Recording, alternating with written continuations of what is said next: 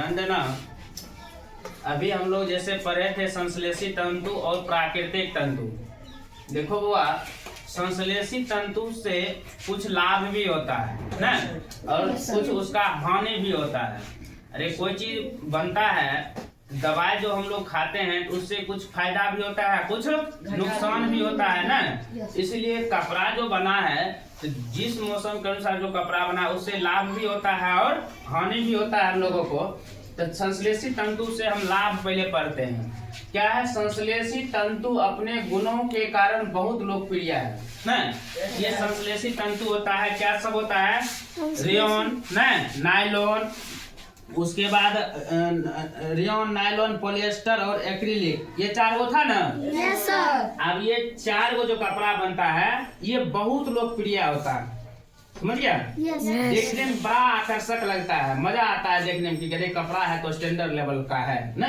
इस तरह से ये सरलता से उपयोग में आने वाले सबल, अपेक्षाकृत कम खर्चीले, आकर्षक डिजाइनों में उपलब्ध तथा कम देखभाल चाहने वाले होते। ये जो होता है कि ये सरलता से उपयोग कर सकते हैं, इसको हम लोग आराम से आसानी से इसका उपयोग कर सकते हैं। ये होता है कम खर्चीला वाला कपड़ा होता है। ये रेयॉन, नायलॉन, पॉलिएस्टर ना, एक्रिलिक जो कपड़ा बनता है ये सब कम खर्चीला वाला कपड़ा बनता है, समझ गए? Yes sir. और देखने में इसका डिजाइन जो होता है बहुत मतलब लोकप्रिय लगता है, इसलिए आदमी उसको ज्यादा चाहते हैं। अब देखो, ये धोने पर शीघ्र सूख जाते हैं ना। इस कपड़ा को जब संश्लेषित रेशा से बना कपड़ा को जब धोएगा, साफ करेगा, ये जल्द ही सूख जाता है ना। जल्द क्या हो जाता है? चुनन प्रतिरोधी होने के कारण धोने पर ये नहीं सिकुड़ते हैं। अब देखो, जब इस तरह के कपड़ा को धोएगा ये सिकुड़ता नहीं है, और नहीं सिकुड़ेगा तो इसको आयरन कराने की जरूरत नहीं पड़ता है ना। और जो सूती कपड़ा होता है प्योर, उसको जब साफ करेगा ना, उस तरह तरह का जैसे कपड़ा मचरा आ जाता है ना रे। मचरा जाने के बाद क्या होता है, उसको जब तक आयरन नहीं कराएंगे तब तक वो कपड़ा ठीक ठाक होगा नहीं सर। इसीलिए इस संश्लेषी तंतु जो होता है इसमें आयरन कराने की जरूरत नहीं होती है। खर्चा कम हुआ कि नहीं हुआ, आराम से इसको धो दो, आराम से इसको झाड़ करके धूप में सूखने के लिए छोड़ दो, कोई दिक्कत नहीं होगी। इन पर प्रेस करने की आवश्यकता नहीं होती है, यानी कि आयरन करने की आवश्यकता नहीं होता है, समझ गया? अब देखो, ये हम क्या पढ़े, इसका लाभ पढ़े। क्या पढ़े? लाभ। अब आगे क्या पढ़ेंगे? हानि पढ़ेंगे।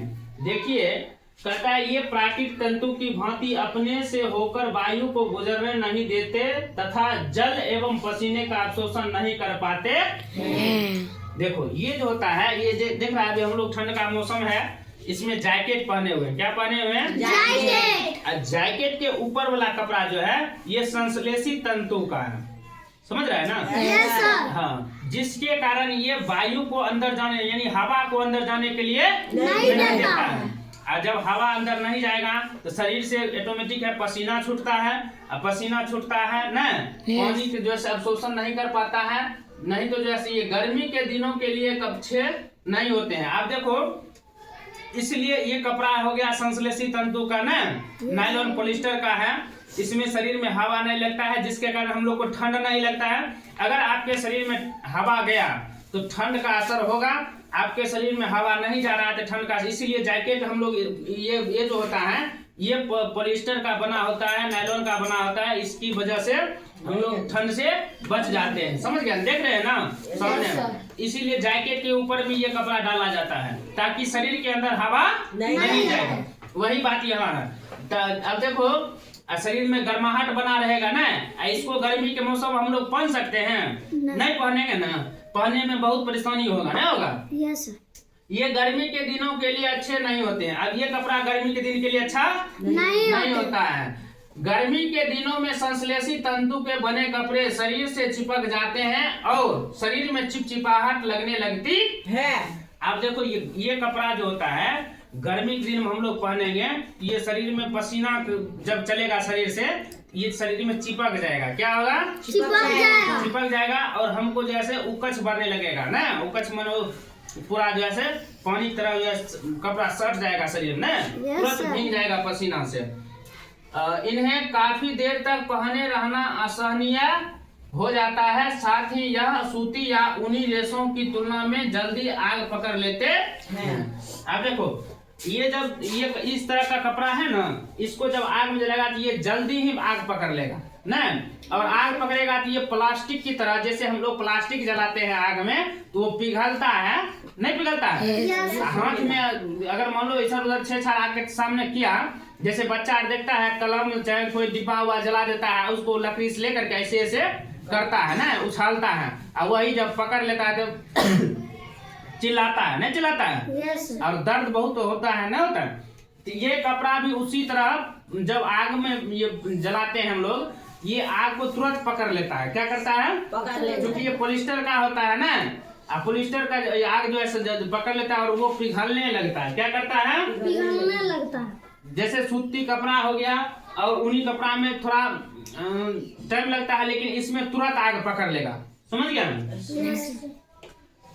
इस कपड़े को उच्च ताप पर आयरन करने से क्षतिग्रस्त हो जाते हैं। अगर इस कपड़ा को तुम आयरन करेगा, ये क्या होगा? क्षतिग्रस्त हो जाएगा, यानी कि ये बरक जाएगा ना।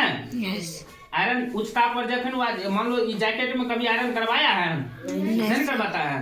पॉलिस्टर का कपड़ा में आयरन नहीं करवाता है। अगर उसमें आयरन होगा, उसमें भी लिमिट रहता है, समझ गया? और लिमिट से ज्यादा बाहर गया तो उसमें क्या होगा? वो उस कपड़ा को जला देगा, मतलब कपड़ा बरक जाएगा पूरे ना। नहीं करते कपड़ा बरक गए, इसको आयरन किए ना, इसको बरक गया ना। तो इस तरह से इसको जो है उच्च ताप पर गर्म करने से कपड़ा आपका क्षतिग्रस्त हो जाएगा, पहनने लायक नहीं रहेगा। संश्लेषित रेशों को गर्म करने पर पिघल जाते हैं। देखो कहे ना, ये जो ऐसे क्या होता है?